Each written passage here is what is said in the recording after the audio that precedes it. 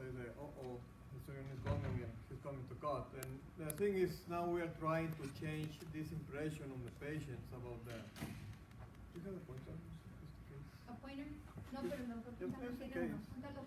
Well, No, anyway, we have to change the idea on the patient that when we as surgeons go to see them, it's not because we are going to cut.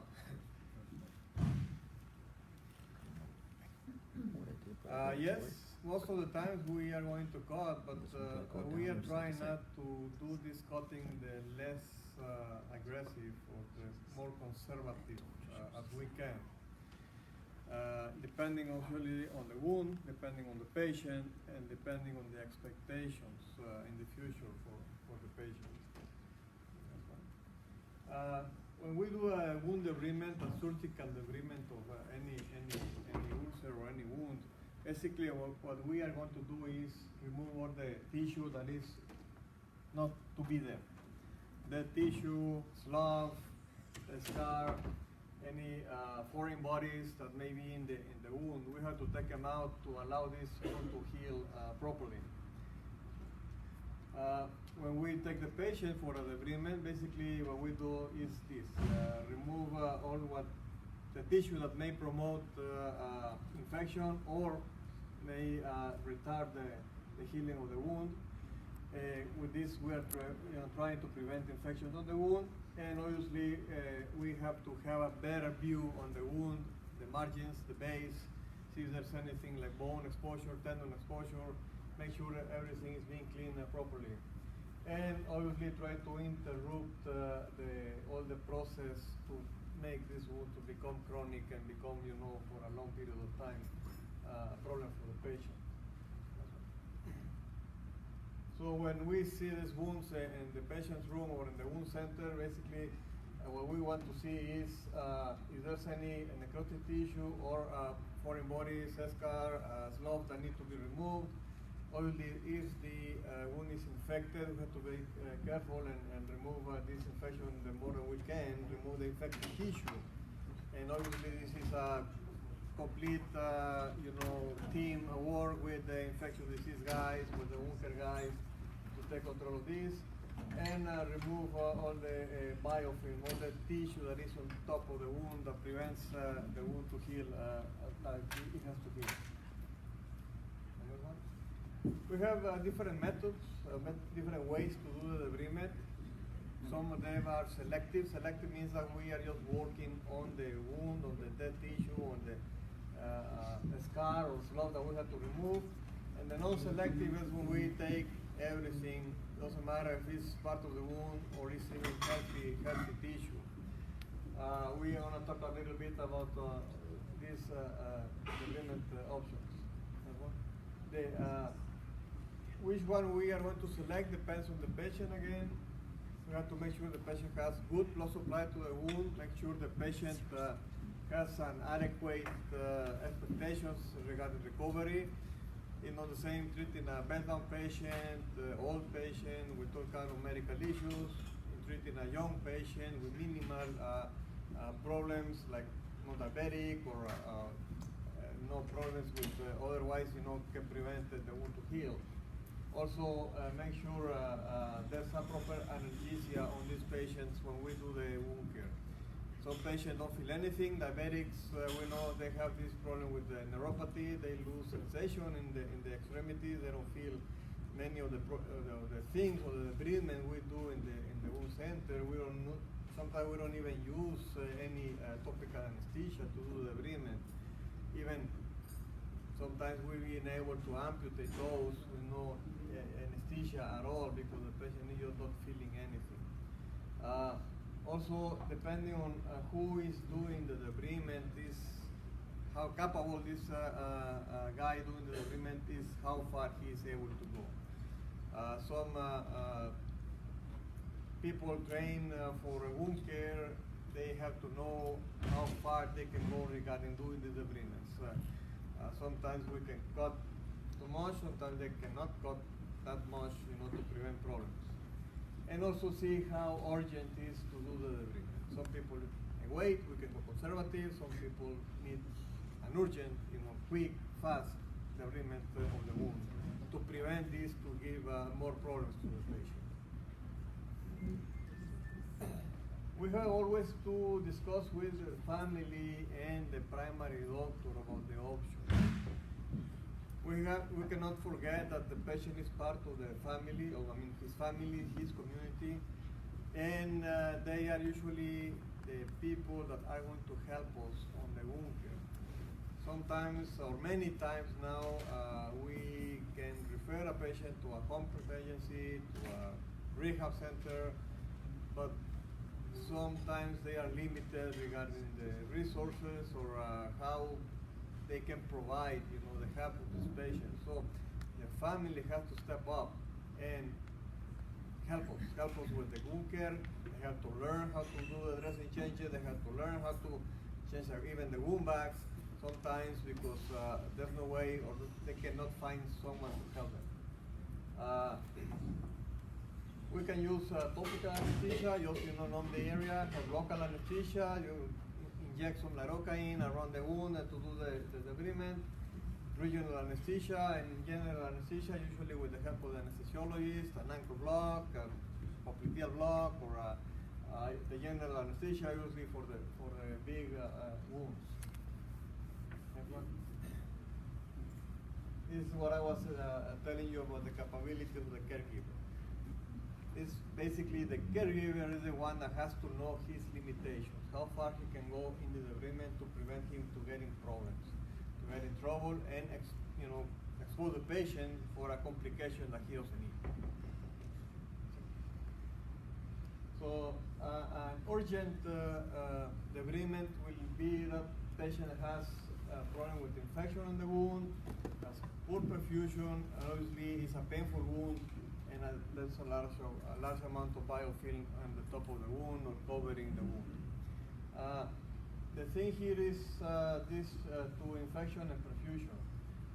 We can debride the wound, we can clean the wound, but if we don't have proper perfusion of that wound, we're just making the things, getting bigger. We do an open wound because we debride all the tissue, now the wound is bigger, but there's no enough perfusion or good perfusion. That new wound is just going to become necrotic again, and he's going to come with more infection because there's no way the antibiotics will reach the infected wound with that poor perfusion. So we just, making the things perpetuating the problem, making it last longer. On the selective debridement, we have the autolysis, the enzymatic debridement, the conservative chart, we'll talk about it, biosurgical, and the ultrasonic mist. The autolysis is basically using the body resources to clean the wound. Our own cells, the white blood cells help us to clean the wound. We just have to make sure we are providing the environment to the white blood cells to work. We have to make sure the wounds are moist. We have to make sure the wounds have a good blood supply. We have to make sure the white blood cells are working okay. Doctor, I'm going to interject here real quick for purposes of the live Facebook feed. I want them to know who you are, who's speaking, and I want you guys to understand this. If people are not debriding their wounds, doctor, and they have dead tissue, fibrin, slough, necrosis, is that wound going to heal? No. Okay, I know it sounds like very basic, but that one's not going to heal.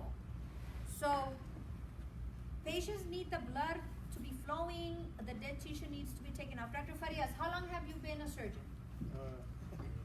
Since 92. Okay, since 92, somebody do the math. No, don't do it. Since 92, okay? You're also a wound care specialist, okay? And so you've touched tens of thousands of patients, if not hundreds of thousands of patients by now, okay? A little bit. So experience is gonna matter, guys. What he's sharing with you today, he's also a surgeon and he's a wound care specialist, is this is what needs to be done for you to heal your wounds. If this is not what's happening to you and you have a wound and it's not healing, seek somebody who's gonna do this for you. Okay? Thank you, doctor. See ya. Now the thing is, like April is saying, we have to make sure, we do the debridement when we have to do it. But we have to know which patients we are not going to debride. The typical case, the home health patient with the heel pressure ulcers that are sent to the wound center for evaluation. If we have a bed-bound patient with hip ulcers that are dry, not infected, not slough, not clean otherwise, and it's a patient where we know already has poor blood supply to the legs, has poor, medical condition, leave it like that. We don't want to touch it. We don't want to debride, remove that piece of dry scar, because again, we're gonna cut it.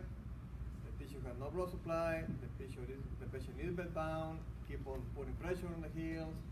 So basically, we are not gonna make the wound bigger and bigger, and we will end cutting the leg. The only thing against the autolysis is a slow way to do the debridement. Take some time.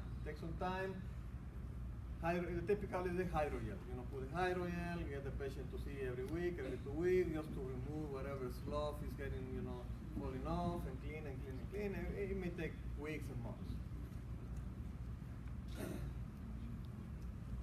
This is a patient that has been carrying the hydrogel with obviously a covering and everything, and after some time, weeks, it's been getting cleaner. The granulation tissue and healing tissue is covering more of the wound.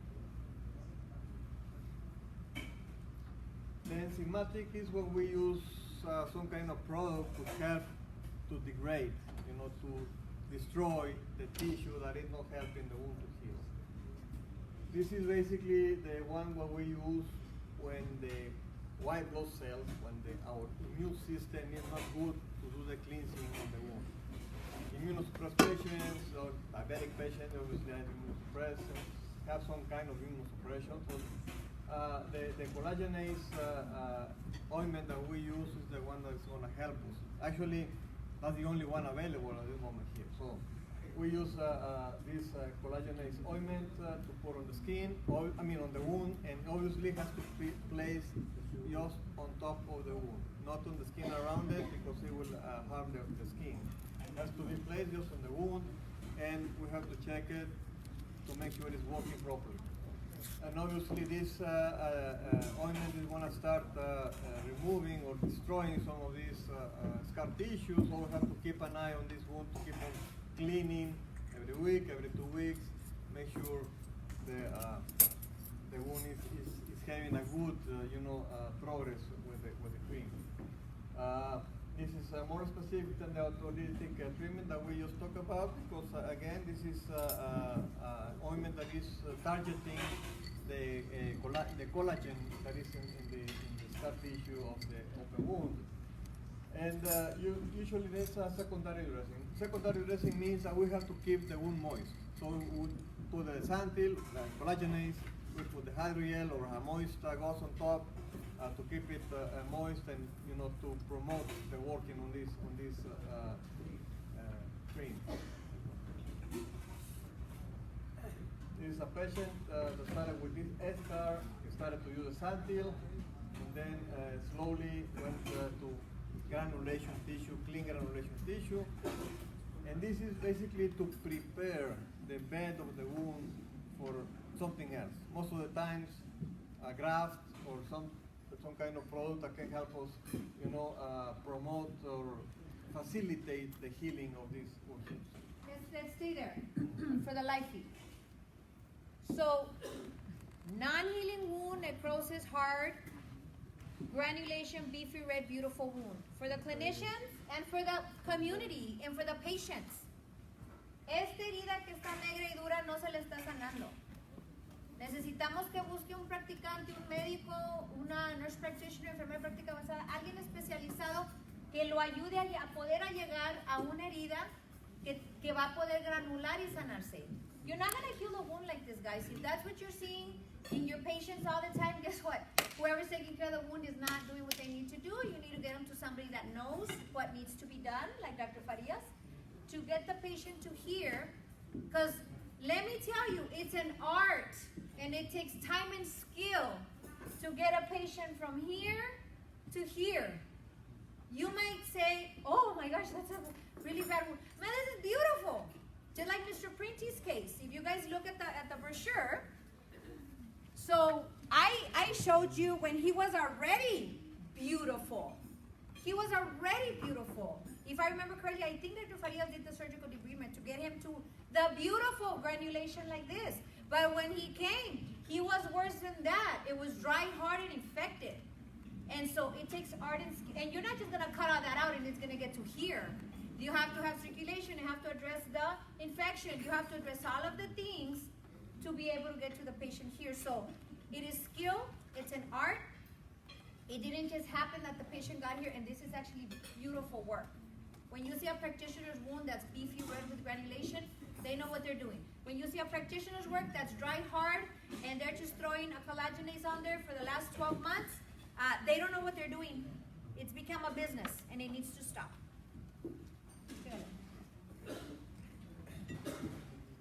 Now, conservative sharp is what many of us do in the wound center. Basically, just clean the wound, clean the slough, the eschar on top of the wound, little pickup, little scissors, maybe a curette, and remove it, and that's it. We just limit to the dead tissue, necrotic tissue on top of the wound, but that's it. We don't do anything else. Just clean it, remove it, make sure the biofilm also is gone to see the good granulation tissue underneath, and make sure the wound is healing okay. That's what most of the time we do in the wound center. Obviously, it's faster than the two previous options I mentioned, because now actually complements what they did. I mean, the autolysis and enzymatic treatments are promoting this slough and the necrotic tissue to start, getting off. Then we just help with the debridement to remove them faster. The thing is this, that some patients may be sensitive, may be painful to do this. And also, again, if we do it, or someone that is not properly trained do it, they may risk the bleeding on the wound. Make sure the patient is not in blood thinners or any other coagulation problems, cirrhotics, something like that have problems with the coagulation, and then you can get into a trouble, in problems because doing this in the office. Here is just removing some slough and necrotic tissue from the wound with the knife, and again, just limited to this. We don't touch anything around. Just limited to that tissue. Okay, I'm going to interject here. Very important for the feed. Okay? When you get debrided, is it supposed to be debride? Porque yo lo digo mal, yo creo. Is it supposed to be debride or debride? Both ways. Both ways. Yeah, but debrided sounds funny. I'm going to start saying debride. The point is this. This is the point. Yellow, slough, and I have one of you that is going to see me in the clinic. I need to take that stuff off. I already told you. See, I'm not making it up. That yellow fibrant slough, all that is not going to let your wound heal. Has to be cut off, removed. Okay? Notice he's saying, we're not going to touch the tissue around. Be very leery of those also that you're healing, because it's happened, and you know it's happened, and I've had it come into my clinic, where the patient's healing, and then I'm like, y ya iba así, Ms. Lopez, and they show me pictures, and then he went in there and he cut it open bigger in the peak part. That's happening. Who's surprised? No, you just don't want to talk about it. And we need to talk about it. We need to talk about what's happening. Okay? If somebody did that, don't go back. That's shameful if you're doing that to patients. It is embarrassing if you're doing that to patients. Okay? So you see Dr. Farias is saying where he's going to get rid of the bad tissue and leave the good tissue alone.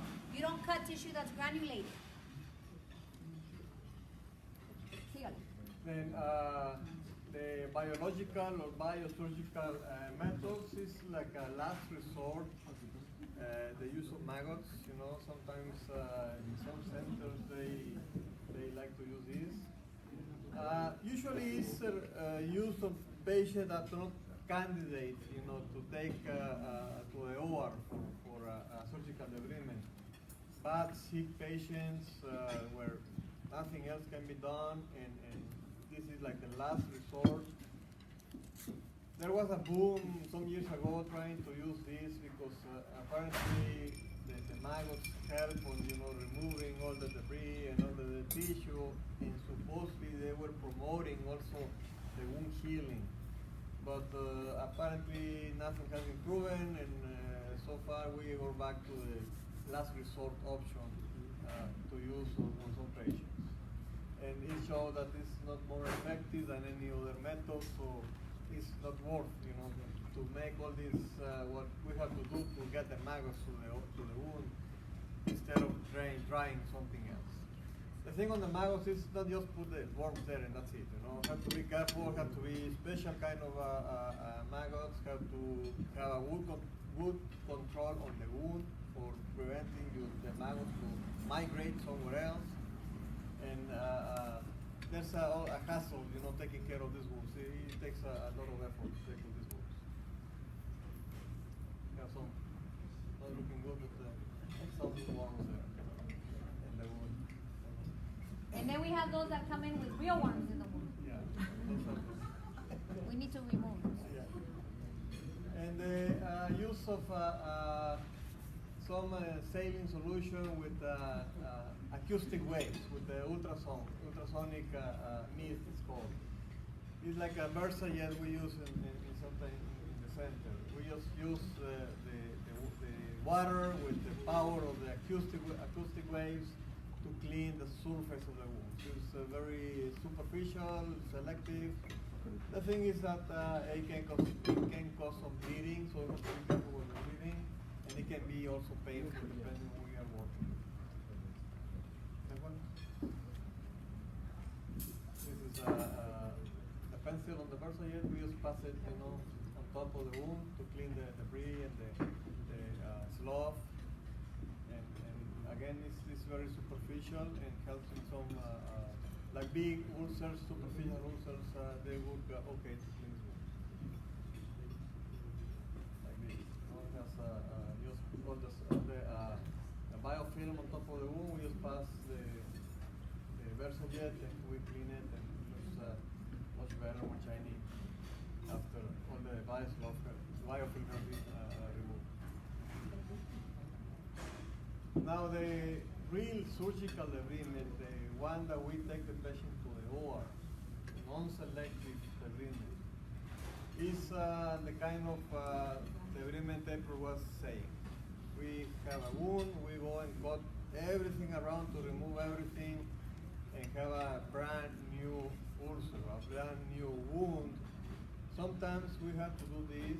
We have to remove all the hypergranulation or granulation tissue that is just stagnant there, not going anywhere, and get infected, get a lot of dead tissue, slough. Is basically remove everything to start all over again. But again, we have to know when to do this and not to do it in all the wounds, Can be done at bedside. This is very questionable because sometimes it's a big procedure, and most of the time we need anesthesia. We need good OR supplies to make sure we control bleeders. We can go as deep as we have to go. Sometimes to do the complete debridement of the wound. Sometimes we have to go all the way down to the bone. Sometimes we have to do some bone debridement also in this same process. Let's talk about that, Doc, real quick. So a lot of people believe that because you have osteomyelitis, we're going to have to cut your leg off.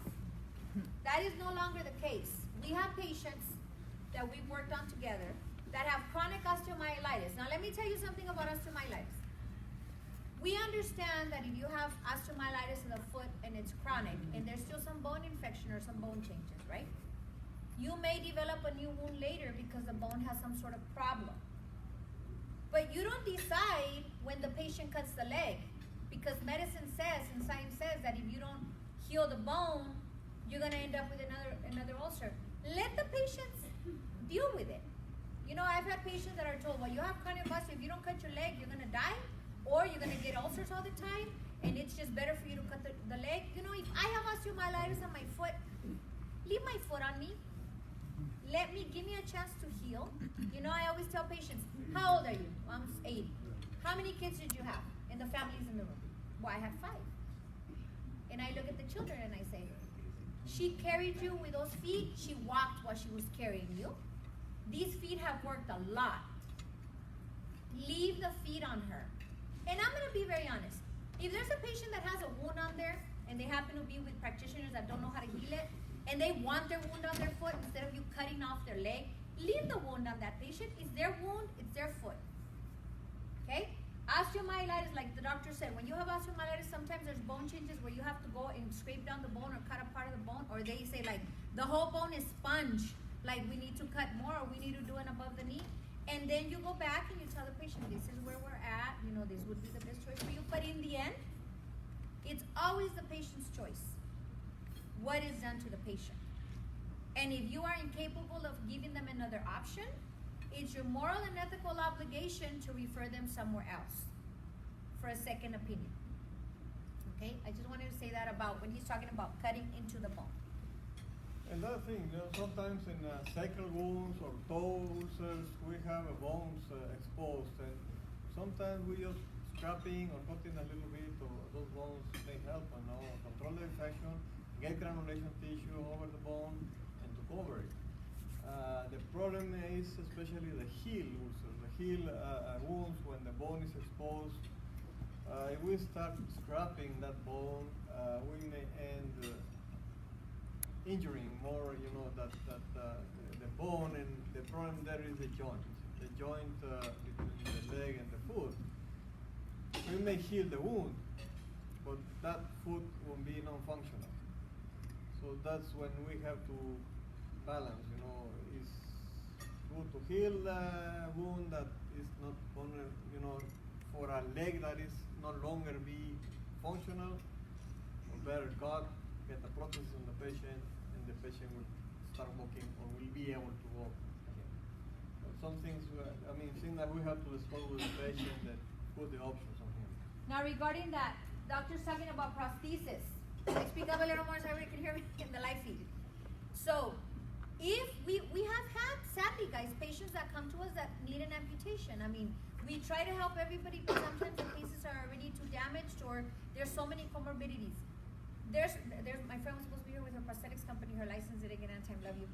And so, there's prosthetics.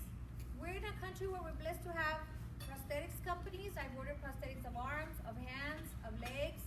So you can, if you've had an amputation, you can get a prosthesis. So that's what the doctor's talking about. If the best choice is an amputation, we're gonna let you know. And so we get the amputation, get your prosthesis so you can start walking, okay? These are some of the instruments we use. Well, sometimes we go like something bigger, but basically it's to cut, you know, knife, scissors, curette, sometimes the electrocautery. I think this is the electrocautery to cut everything around the wound or be able to do a wound cleansing of the wound. Some of the indications to take the patient to the OR. Well, obviously, it's an infected big wound with extensive necrotic tissue. When there's some undermining or tunneling that we have to expose to make sure it's, you know, adequately seen or accessible to the wound care guys to be able to do the wound back or the dressing changes, whatever they're using. When we have when we were talking about the infected bone or hardware, patients with orthopedic procedures have a nail or a plaque or something that exposed, we have to refer or talk with the orthopedic surgeon and see what we can do to help on these patients. Hydrotherapy, the whirlpool, I remember when I was a resident, you know, all the patients were going to the whirlpool for these leg ulcers and foot ulcers. Now I think it's most limited to burn patients, so not longer used for ulcers. We have now the pulsatile lavage, the pulsevac that we use in the OR. It basically inject, you know, the fluid on pressure and has at the same time some suctioning device. So we clean with the pressure of the fluid and is at the same time suctioning everything to prevent a mess there in the OR. You know. sometimes people do it even in the wound center. The thing is, this can be painful, you know, with the pressure on the wound, it can be uncomfortable, so that's why I recommend them to do it in the OR. Yet lavage is mostly the same, you know, it's kind of improved version yet. Instead of going superficial, it's going more deep, and it can clean more depth on the wound using the same acoustic waves with a silent solution. Here's the Pulsevac we're using on the foot also. The thing on this also is that we have to be careful on infected wounds, because it has been proven that the pressure on the fluid can promote the bacteria to get into the bloodstream. Septic patients, or actually patients with infected wounds, can become septic after we do this kind of procedure. So we have to be careful with that.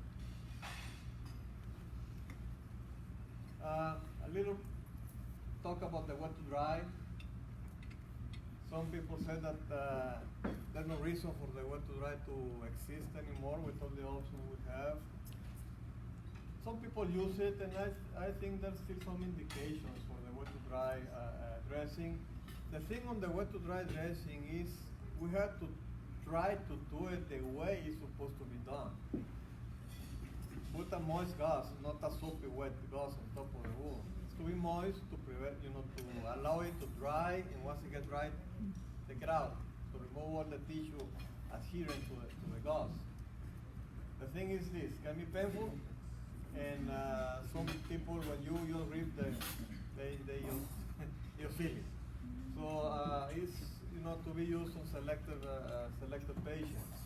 And this is the key. It's not to change once a day or twice a day, every 4 to 6 hours. So it's like 4 or 5 times a day, you know, to do it, to make sure it works. That works the best it can work. And this is when the cost issue comes into place. Some people say that they use the wet to dry because it's cheap. Well, depending on who is doing this, because if the family member is the one doing it, okay, it can be cheap. But if you have a nurse, or you have to pay somebody to do this every 4 to 6 hours, then to pay that nurse or whoever is doing that, you will get the price even with other options that we may have, you know. So it's not that cheap as some people think it could be. Here is removing the dry gauze from the wound, and it's peeling off all this tissue adhering to it. So all these options, which one we are going to use depends on the what we want for the patient, what the patient wants, what the family wants, how urgent is to do what we have to do. We can have some time, and obviously what we are capable to do. The thing here is usually check on the urgency of the debridement, because ideally what we want to do when we see a patient for the first time, the patient is not septic, but the wound looks bad, okay, I have time to work him out. Check the blood supply. Check how good or bad is, you know, the oxygen getting into the wound. If we can improve that before me taking him to the OR, or taking me to do whatever I have to do on that wound.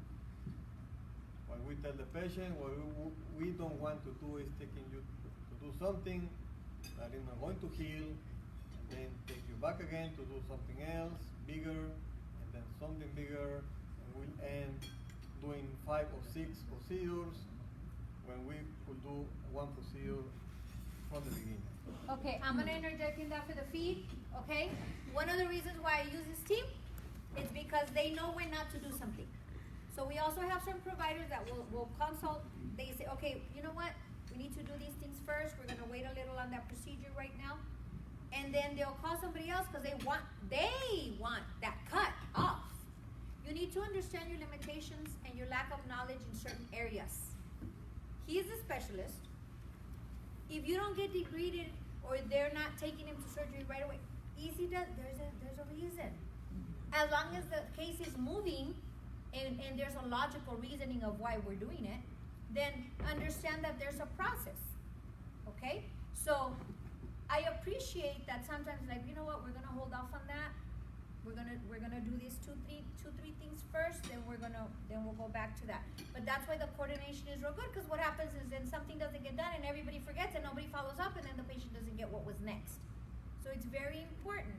I've had patients tell me, oh, no le vas a cortar? And I'm like, actually that is black dry bone. No, I'm not gonna cut that right now. But we educate, right? Because pues, allá le estaban cortando, they were cutting it every day. I'm like, well, yeah, that's why I have them like with nothing left, like they over. There's also something called payment when we do procedures, and debriding bone is very, very, very lucrative. Okay, you get paid more for debriding muscle than you do for debriding subcu tissue, and that is a sad fact. So over debriding is also a problem. So I appreciate the fact that he's saying that's why you need skill and expertise. You know, that's why you need practitioners that wanna, you already have the sheath and you wanna finish, versus let me take them back and take them back and take them back, or like, we'll do that procedure later because I can line up more procedures later in the week. It doesn't matter. So I just wanna make sure we are understanding what he's discussing regarding the debridement. Any questions? Basically, what we as surgeons want to discuss with the patient is, you know, give them like a real expectation of what we're dealing with. I especially always tell them that we are not going to do miracles. We don't do miracles. We will try to help them, you know, to heal, but sometimes we can, sometimes we can't. Also, again, have to be selective or know the patient, like April said. Sometimes a patient gets more benefit of an amputation than dealing with a chronic wound for a year, 2 years, at least just to make him more, you know, debilitating, more difficult for him to rehab later in the future. A patient that we can cut the leg, put a prosthesis in 2-3 months, and make him walk in 6 months, I think would be better than having this patient with a chronic wound in a year, and then a year after we are dealing with this, we just find out that it's not gonna, you know, heal. We end up amputating this leg after dealing with the, you know, with the wound for months or years, and by the time we want to get him up to walk on the prosthesis, the other leg is too weak that cannot support him. So it makes things more difficult. So again, these are, you know, selective cases, individualized, you know, discuss case by case, you know, each patient to consider them, what are the options. Bed bound patients, patients that are nursing home, they're never gonna walk. I don't understand sometimes trying to save the foot because all the toes are black. I mean, the patient is never gonna walk again. It's more difficult or debilitating for the patient and the family dealing with these wounds for months, years in a nursing home, that this is gonna just giving more problems to the patient, because once they get septic and they die.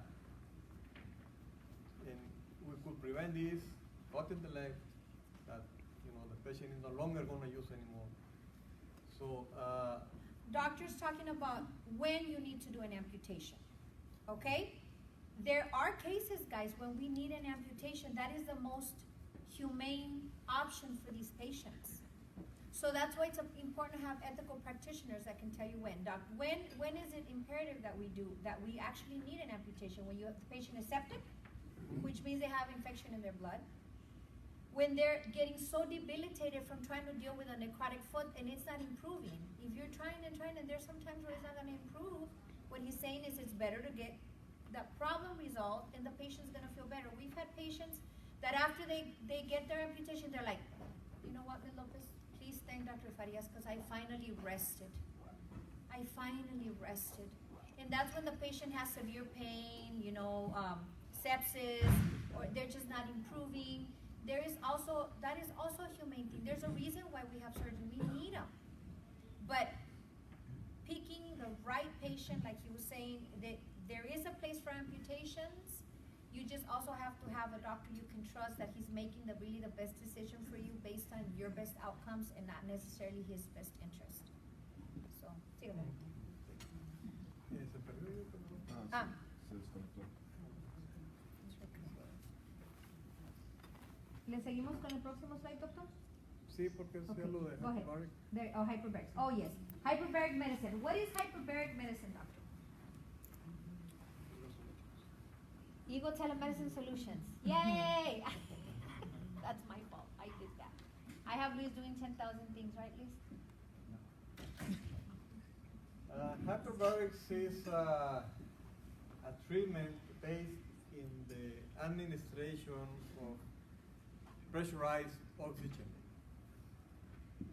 We put a patient in a chamber, patient or patients, depends on the chamber. And we make these patients breathe 100% oxygen to a high pressure. We are usually breathing, the normal atmosphere has 21% oxygen. When we put a patient on a chamber and put it at 1 atmosphere with 100% oxygen, is just the increase in the percentage of oxygen, but the pressure, the atmospheric pressure is the same. We're just improving the 21% to 100%. It has been shown that if we increase the oxygen over 1.4 atmospheres,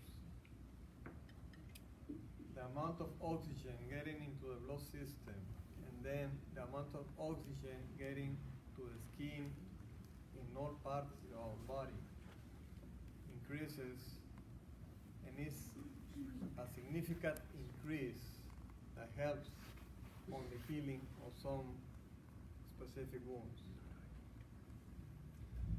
This is treatment option that we have. Again, another situation when we talk with the patient, to let them know it doesn't work miracles. It may heal, it may not heal. And also for some patients, and actually this is more for practitioners, some doctors don't understand that this is not for every patient. There's some specific indications to make it to the HBO. And if we don't get those diagnoses, we don't have a proof that the patient has this, just because the patient comes and he wants, or the primary doctor wants the patient to get to the HBO, it's not like that. We have to have an indication, a clear indication for the patient to get it. It has been shown that putting a patient in the chamber, breathing 100% oxygen to more than 1.5, 2 atmospheres, will promote the development of collateral circulation. What Dr. Quintana was saying about all those collaterals that he was seeing with the obstruction. The collateral that he sees is because of obstruction in the blood vessel. Here, we are just promoting. We don't need any pressure or increasing pressure to open these collaterals. So the HBO has been proven to promote the collateral formation, has been proven that helps or improves the functioning of the white blood cells, and also because the hemoglobin in the blood gets filled with this oxygen. The amount of oxygen in the red blood cells is higher in these patients.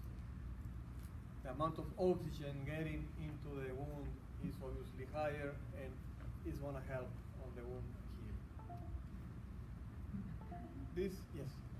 Is that primarily because there's more oxygenating process that increase over maybe anaerobic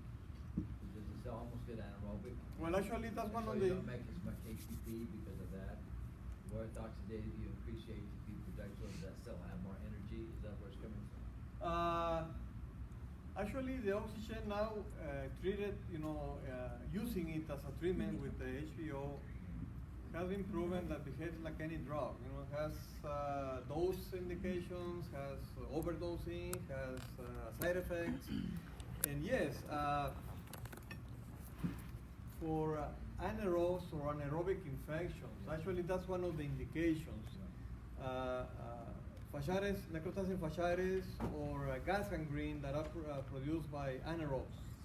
Those are clear indications for the HBO therapy. And yes, the oxygen helps on controlling the infection and helping to limit the destroying of the tissue by these anaerobes.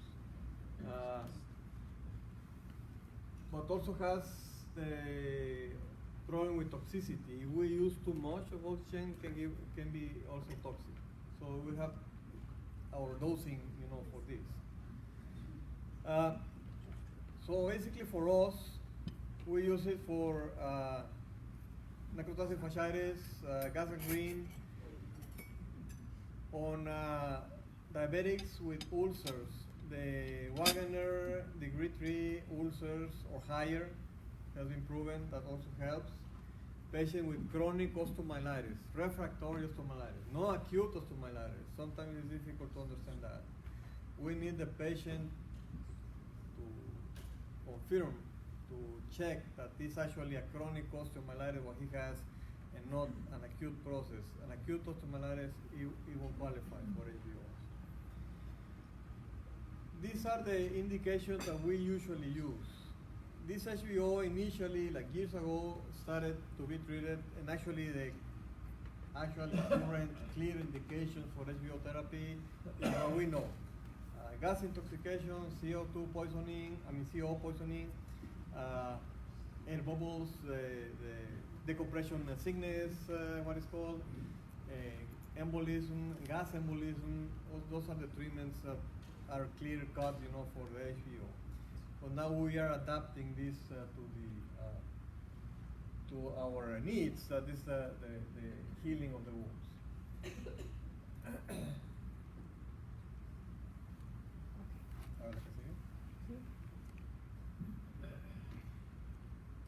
The working on the oxygen is based on these physical laws, the Boyle's law and the Henry's law.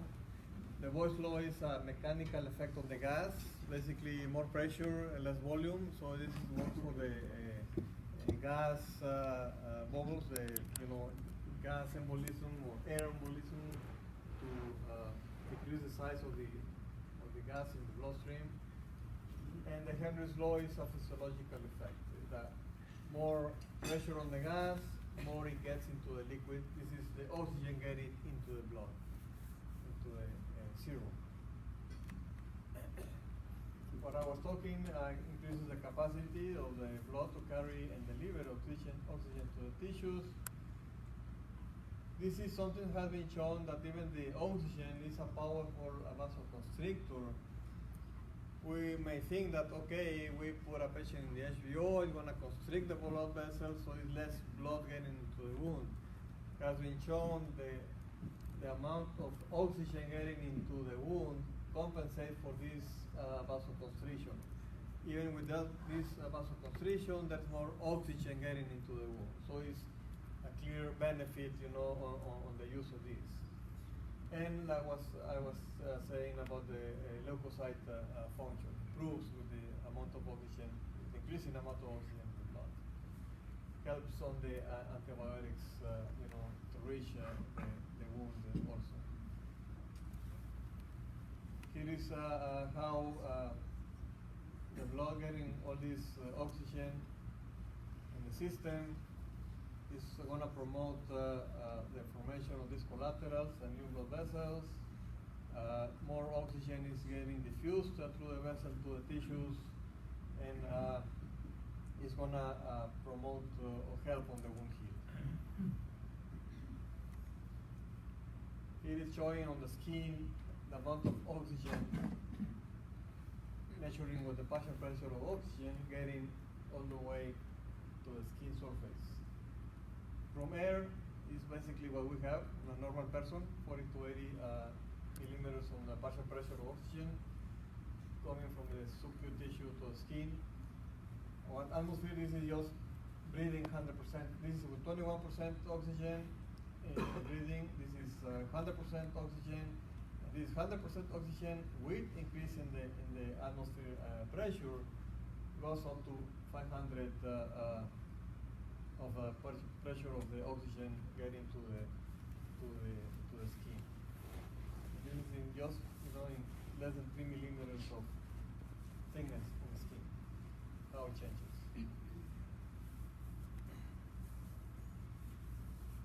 We put the patient in the chamber. We get the pressure up. Usually around an hour, the patient has the amount of oxygen that he needs in the blood system running. And has been shown that we don't need to put the patient there all day long. Between 2 to 4 hours, that's enough. After this time, there's no clear benefit of keeping the patient there. So usually we run these HBO therapies for about 2 hours, and that's enough. Side effect that the patient may have, claustrophobia. He's there, closed chamber. Even though it's glass and he's able to see outside, the feeling of being there, by himself with no contact is so difficult for some patients to handle. The barotrauma you may have in some air spaces we have, the ears and the sinuses may be painful for some patients. They cannot tolerate, so you have to deal with this. This is something important, especially for patients with some visual problems. Myopia can get worse, and some other conditions can actually improve. So a patient may even stop using glasses because they feel that they are seeing better. So I used to make them understand that this is temporary. 3-4 months later, they will go back to normal after they finish the treatment. It can cause pneumothorax, so be careful with that, especially patients with history of spontaneous pneumothoraces in the past. It doesn't promote seizures, but we have to be careful with the patient's seizure history because they may have a seizure inside, and if they are pressurized there, it can be harmful. The indications I was talking about, tire gas embolism and carbon monoxide, cyanide, this is a clear-cut indication for HBO. It's the initial, treatment was for these situations. These other central retinal occlusion, crush injury, these are still, like they say, work. Sometimes people say that it doesn't work. And these are the ones we were talking about for us, gangrene and compassion infections. When we have compromised grafted flaps, that's another good thing for us. When we do a BKA, skin graft, something, and it's there, like it looks like it's coming, not coming, this may help. Sometimes we have to do some debridement on the flap, but the use of HBO may help on the healing of that stump. Severe anemia patient that don't allow, blood transfusions, just increasing the amount of oxygen in the plasma.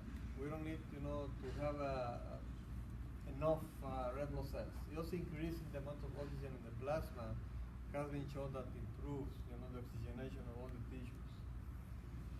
Radiation injury is also another good one, especially for patients that have had radiation to the pelvis, proctitis, cystitis after radiotherapy, or in the neck for the patients that develop some mandibular problems, bone osteomyelitis in the mandible. Actually, ENTs use it, HBO to prepare the patient for any surgical procedure. They get HBO therapy, they take them through the procedure, then they will send them back for the HBO therapy. And the refractory osteomyelitis that we were talking. contraindications, patient with pneumothoraces, we can get worse or no. Patient with chemotherapy. Some of these drugs, like bleomycin, can give actually all of these, what they do is increase the oxygen toxicity and increase the amount of radicals of the oxygen. So instead of doing good, it may do bad. So on these patients, it's not good to use the HBO therapy. So you have to be careful on the history of the patient. They have had any cancer with, receiving some of these chemotherapy drugs. It's not good to use the HBO. Relative contraindications, pregnant patients, patient with respiratory tract infection, basically because of the sinus and ear symptoms that they may have. It's better to clear these first before we get them into the chamber. Emphysema because of the pressure, again, can give some respiratory problems. Hyperthermia in the patient with seizure disorder, just to make sure the seizure, whatever problem is under control before getting the patient into the chamber. Okay. This is a single chamber. Patient is there, isolated. I mean, this is glass. You may sit on the side and talk to him through a phone, and he usually, is watching the TV. But yeah, some patients feel claustrophobic, get anxious. Sometimes we can give some anxiolytic, to help them. But some people they don't tolerate. They just don't want it, and that's it. Okay. Next, this shows multi-chamber. Multi-patient chamber. They just get to a big chamber. They're there sitting, having the treatment. Usually, there's one or two people inside. The nurses, doctors, someone to be there and help in case there's any urgency. But the thing here is, again, have all this chamber pressurized, and you cannot just open like that. You have to bring the pressure down, then open to take them out. Any questions? Doctor, are there any adverse reactions as far as like nitrogen, hemodynamics that are occurring? What? Nitrogen? No, there's no nitrogen there. It's just oxygen. 100%. You change the atmosphere? No. Well, they use it actually for dives. This is when they started using this for the change in pressure. Diving guys coming out the decompression syndrome. That's one of the main indications for this. But for us here, using them, increasing the pressure of the oxygen. Same problem with the nitrogen, no. So just you get in the chamber, they increase the oxygen to 100%, they increase the pressure, nothing to deal with the nitrogen. Then when you finish the treatment, you start decompressing slowly, get back to the the regular air level, and you open. Breathe the normal 21% oxygen, nitrogen, whatever we have in the atmosphere now. But no problem. Specifically with nitrogen, there's no problem. So, doctor, if you want to leave us with a word for the community, what do you want to say about wounds, about patients? Just because you go see a surgeon doesn't mean they're going to cut it off. It means you're going to get treatment. So, leave us with a thought. Where is your office? Same with Dr. Dr. Reyes on Lindbergh, and number 630, 630, 41? 630, 4161. 630-4161. Dr. Farias is a surgeon and a wound care specialist. So what do you want the community to know, doctor, about wounds, about surgery, anything that you want to leave the community? Well, the thing is on the wounds is that it's not a cookbook recipe. Every patient is different, and we have to know the patient, we have to know the options we have, and individualize, make a specific treatment for a specific patient. Sometimes we don't have too many options. Now in the wound care, it's a big business boom. We have a ton of products. Everybody's saying that the product is the best one.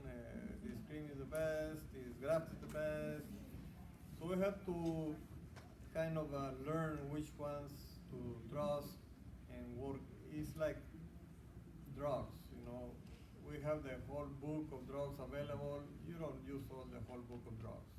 You start using some of these medications, you trust these medications, and that's the ones you use. Same here.